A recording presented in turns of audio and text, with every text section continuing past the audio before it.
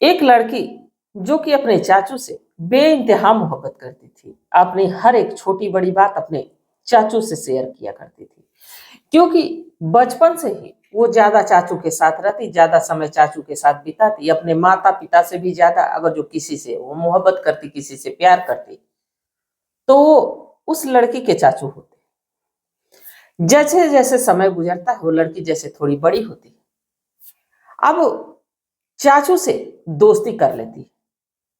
और कुछ वक्त गुजरता है, इसके बाद जब उसकी मुलाकात एक लड़की से होती, और जब वो लड़की लड़के और लड़की के बीच में कैसे संबंध बनता है, इस बात को बताती। अब वो भी बात वो लड़की जाके अपने चाचू से बताती।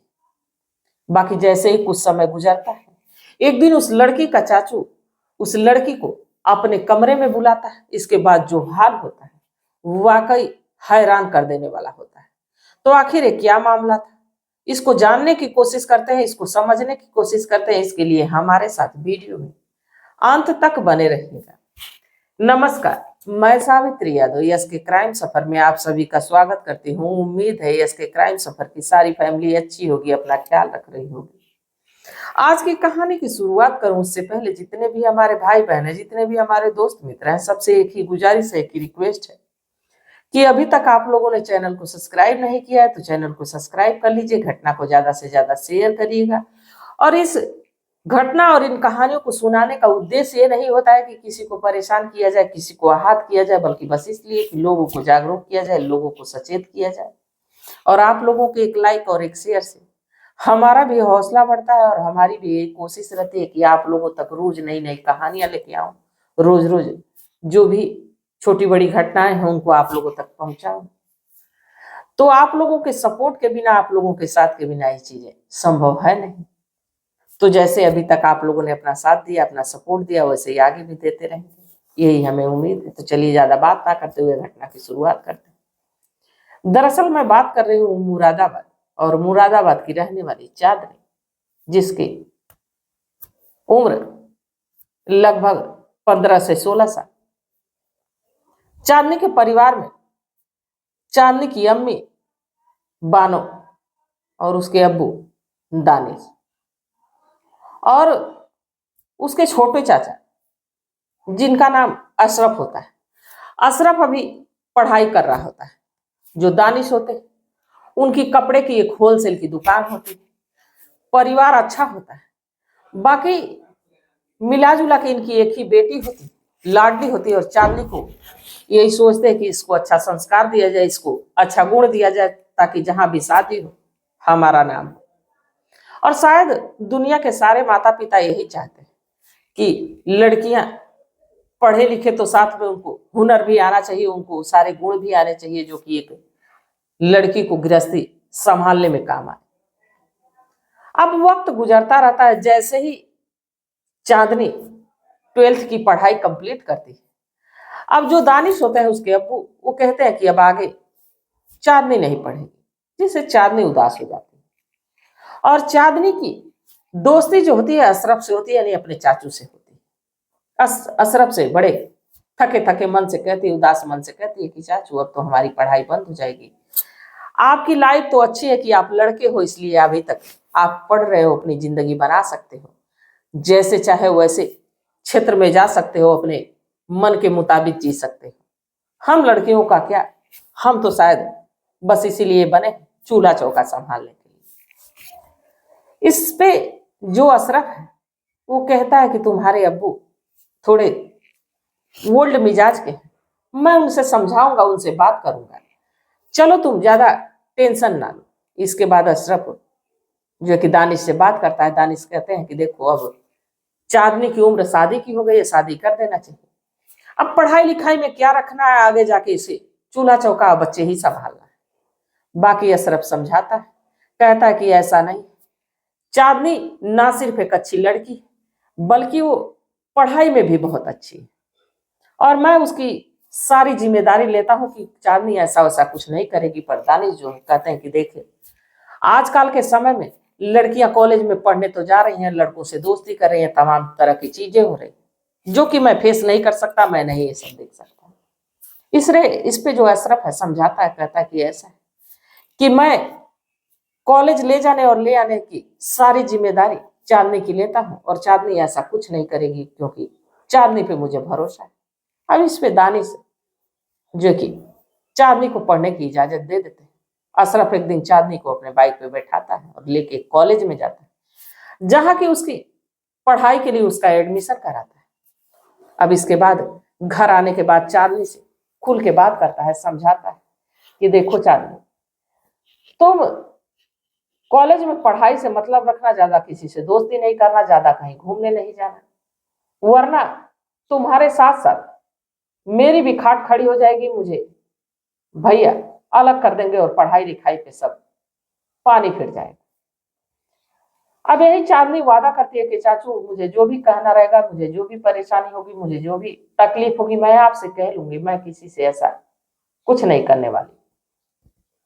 इसके बाद धीरे धीरे समय गुजरते रहता है और इधर चांदनी भी बड़े मन लगा के अपने चाचू के साथ साथ पढ़ती। और अगर जो कभी भी कोई छोटी बड़ी बात होती, कोई कॉलेज में बात होती, तो सारी बात आके अपने चाचू से रात के समय शेयर करती, क्योंकि अक्सर उसकी चाचू से ही ज्यादा बातचीत होती। जब भी वो खाना पीना खा लेती तो चाचू के कमरे में जाती, चाचू पढ़ रहे होते, वहां बैठती, उनसे बातचीत करती और अपने दिल की सारी बात चाचू से शेयर करती, छोटी बड़ी। वक्त गुजर रहा था, चांदनी की मुलाकात उसी के कॉलेज में पढ़ने वाली एक रोशनी नाम की लड़की से होती है। रोशनी जबकि शादीशुदा होती है। अब जब रोशनी से उसकी मुलाकात होती है तो रोशनी कहती है कि तुम इतनी बड़ी हो गई हो और तुम्हारी किसी लड़के से दोस्ती नहीं है। इसकी वजह चांदनी कहती है कि नहीं, मेरा तो कोई दोस्त नहीं है, मेरे तो एक ही दोस्त है और वो है चाचू, और मैं चाचू से ही सारी बात करती हूँ। इसके बाद वो लड़के और लड़की के बीच में कैसे क्या होता है, कैसे फिजिकल होते हैं, इन सब बातों को शेयर करती है। इस बात को सुनकर चांदनी को बड़ा ही अच्छा लगता है और चांदनी जैसे ही घर आती है, खाती पीती है, बाकी वो रात होने का इंतजार करती है और जैसे ही रात होती है अपने चाचू के कमरे में जाती है और इस रोशनी की कही गई सारी बातों को अपने चाचू के सामने रखती है और कहती है कि चाचू मुझे कुछ ऐसी वीडियो दिखाओ ना जो ऐसा कुछ होता है। इसके बाद जो अशरफ होता है अपने मोबाइल फोन में एक वीडियो ऑन करता है और चांदनी को दिखाता है। चांदनी अभी वीडियो कुछ ही देर देखी थी, तब तक उसके अब्बू दानिश आवाज लगाते हैं। वहां से चांदनी चली जाती है अपने कमरे में। बाकी चांदनी अब इस बात को इतने तरीके से ले रही थी जैसे उसको लग रहा था कि वो अपने चाचू को कहीं ना कहीं चाहती है और शायद ये समझ रही थी कि चाचू भी कहीं ना कहीं मुझे उसी नजर से देखते हैं। चाचू के प्रति उसको लगाव एक अलग हो रहा था। अब वक्त गुजरने लगता है, बाकी वो अक्सर अब चाचू से उस वीडियो के बारे में जिक्र करती। जब भी जाती तो कहती चाचू पूरी वीडियो नहीं दिखाई। बाकी किन्हीं न किन्हीं कारणों की वजह से वो वीडियो तो नहीं देख पाती थी। बाकी छोटी बड़ी जो भी बात होती अपने चाचू से शेयर करती, उसके चाचू से समझाते कि देखो किसी की बातों में नहीं आना चाहिए, ज्यादा इधर उधर नहीं जाना चाहिए, किसी की बात को नहीं सुनना चाहिए, ऐसी फालतू की बातों पे दिमाग नहीं लगाना चाहिए।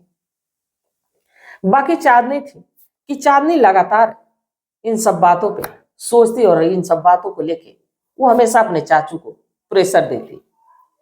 अब एक दिन रात को ये चांदनी जो है कि मोबाइल चला रही होती है, तभी उसके मोबाइल फोन पे एक मैसेज आता है उसके व्हाट्सएप पे, और जैसे मैसेज आता है उस मैसेज को सीन करती। उधर से एक लड़का इसको कुछ ऐसी वीडियो भेजता है जिसको देखने के बाद वो उत्तेजित होती है, बड़ी खुश होती है। इसके बाद अब वो उस वीडियो को लेके अपने चाचू के साथ सपने सजाने लगती है कि मेरे चाचू इतना मुझे प्यार करते हैं, इतना दुलार करते हैं, तो जरूर मेरे बारे में ऐसा ही सोच रहे हैं और हमें तो लग रहा है कि ये मैसेज भी हमारे चाचू ही कर रहे हैं।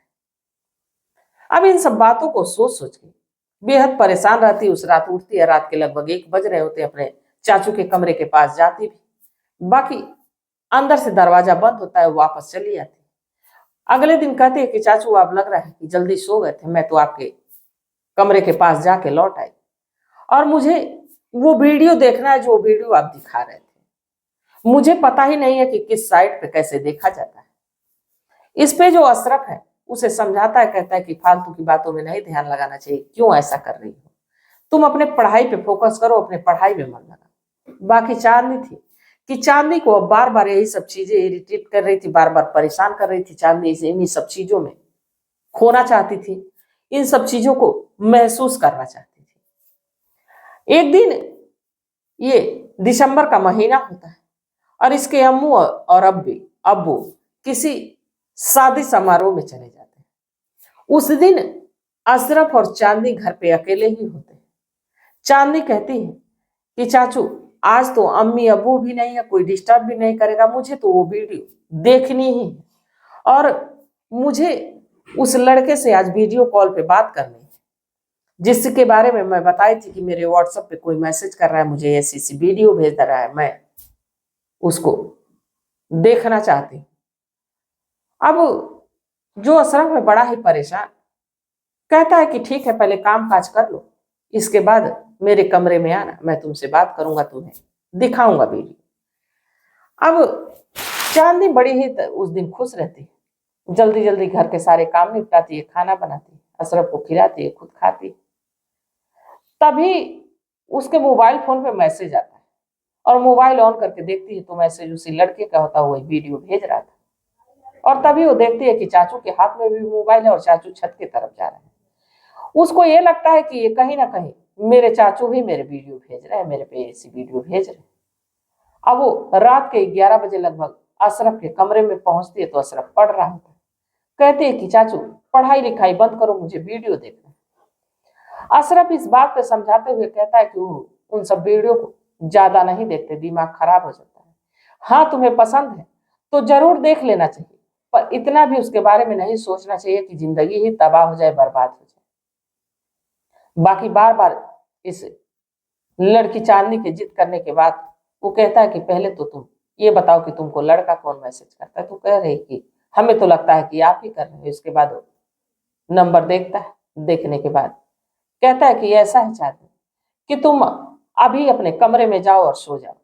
जब अशरफ का इतना गुस्साया हुआ चेहरा देखती चांदनी तो भी घबरा सी जाती है और अपने कमरे में जाती है, सो जाती है। इसके बाद सुबह उठती है तो देखती है कि वो मैसेज करने वाला जो लड़का है मैसेज तक नहीं किया, गुड मॉर्निंग तक नहीं किया। इसके बाद चांदनी परेशान होती है, फिर अशरफ से जाके पूछती है कि आपने तो आज मैसेज ही नहीं।